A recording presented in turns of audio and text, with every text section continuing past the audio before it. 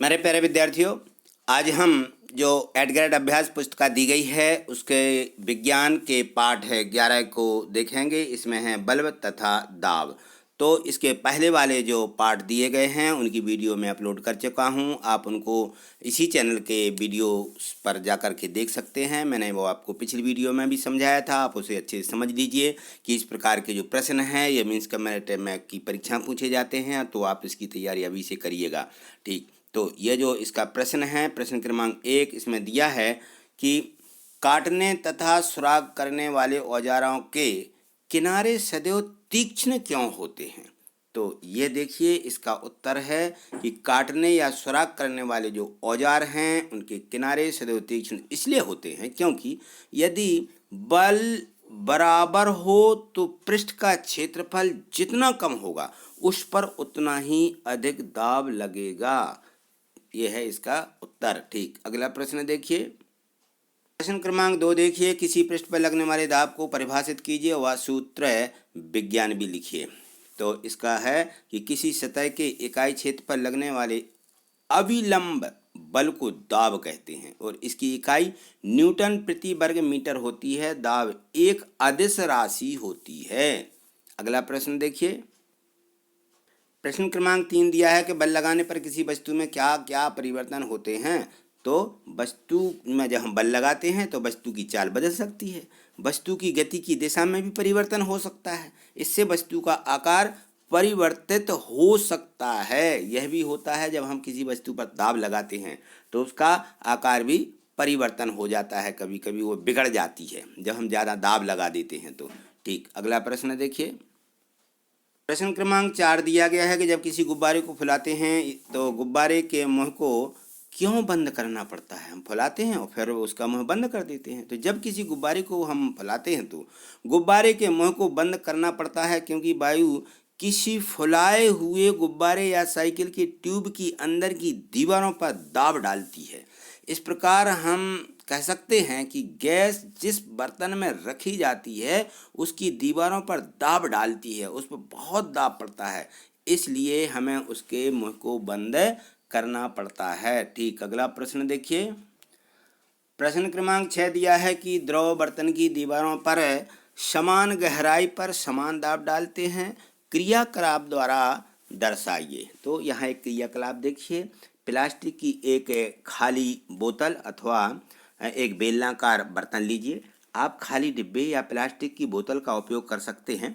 बोतल के जो पैदा यानी नीचे रहते हैं उसके पास चारों दिशाओं में 4 सुराग कीजिए। ध्यान दीजिए कि सुराग है जो पैंदे के नीचे रहते पैंदे के समान ऊंचाई पर हों। तो अब बोतल को पानी से भरी है। आप क्या देखते हैं, क्या सुराखों से निकलता पानी बोतल से बराबर की दूरी पर गिरता है। यह दर्शाता है कि द्रव बर्तन की दीवारों पर समान दाब डालते हैं। आपको यह क्रियाकलाप समझ में आया होगा। आप किसी बॉटल में नीचे तरफ पहले पानी भर दीजिए और नीचे तरफ समान दूरी पर एक जैसे उनमें छेदे कर दीजिए। तो फिर देखिए जो उनमें से पानी निकलेगा किस तेज़ी से निकल रहा है, उनकी जो धार है वो बराबर बराबर दूरी पर जा रही है। इससे यह पता चलेगा कि ऊपर से दाब जो हवा होती है उसका दाब इस पर पड़ रहा है। ठीक, अगला प्रश्न देखिए। प्रश्न क्रमांक 7 दिया गया है कि वायुमंडलीय दाब से आप क्या समझते हैं, उदाहरण द्वारा समझाइए। तो पृथ्वी के चारों ओर सैकड़ों किलोमीटर की मोटाई में लपेटने वाले गैसीय आवरण को वायुमंडल कहते हैं और वायुमंडल विभिन्न गैसों का मिश्रण होता है जो पृथ्वी को चारों ओर से घेरे हुए रहता है। वायुमंडल ओजोन परत की पृथ्वी और उस पर रहने वाले जीवों के लिए बड़ी ही महत्वपूर्ण भूमिका निभाता है। ओजोन परत होती है O3, इसको O3 लिखा जाता है, ऑक्सीजन को O2 लिखा जाता है। तो ये जो ओजोन परत है ये हमारे वायुमंडल में करीब करीब हमसे 3 किलोमीटर दूरी पर है। ये ओजोन की एक बहुत बड़ी परत होती है। ठीक, अगला प्रश्न देखिए। प्रश्न क्रमांक 8 दिया है कि कुली भारी बोझ उठाते समय अपने सिर पर कपड़े को गोल लपेट कर क्यों रखते हैं, ऊपर बांध लेते हैं अपने सिर में।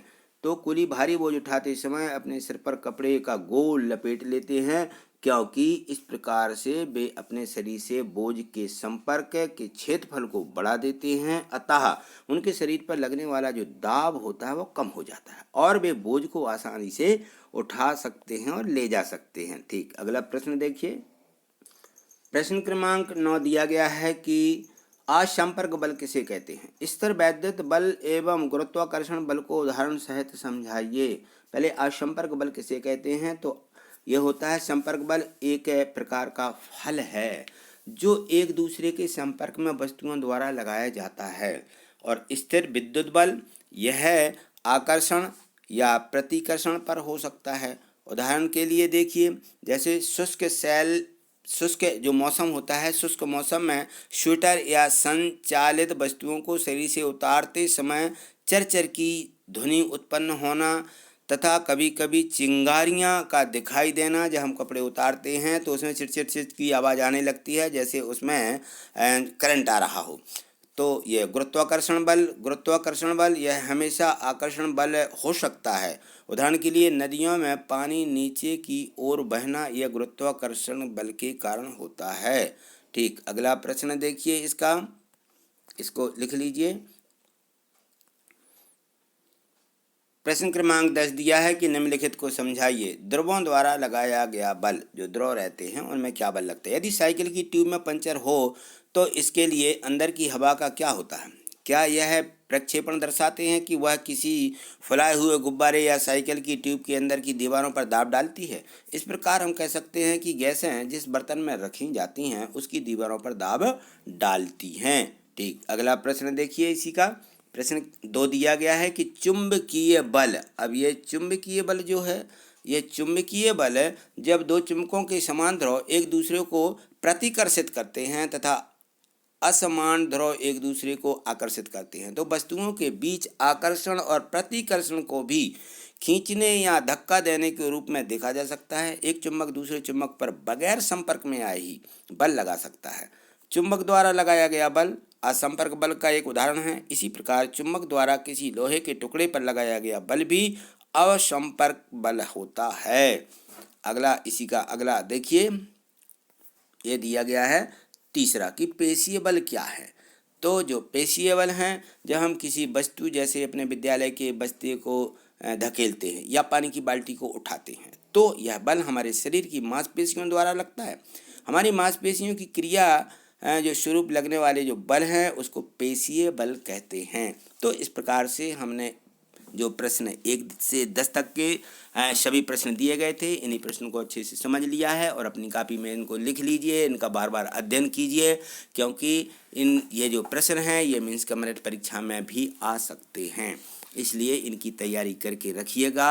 यदि आपको ये सब अच्छे से समझ में आए हैं तो इसे लाइक शेयर करें, चैनल को सब्सक्राइब करके रखिएगा, क्योंकि आगे आने वाली वीडियो आपको तभी मिल पाएंगी जब आप इसको जो चैनल होता है सब्सक्राइब करके रखते हैं, तब हमें इसी यूट्यूब की या इसी चैनल की हमें वीडियो मिलती हैं। थैंक यू, धन्यवाद।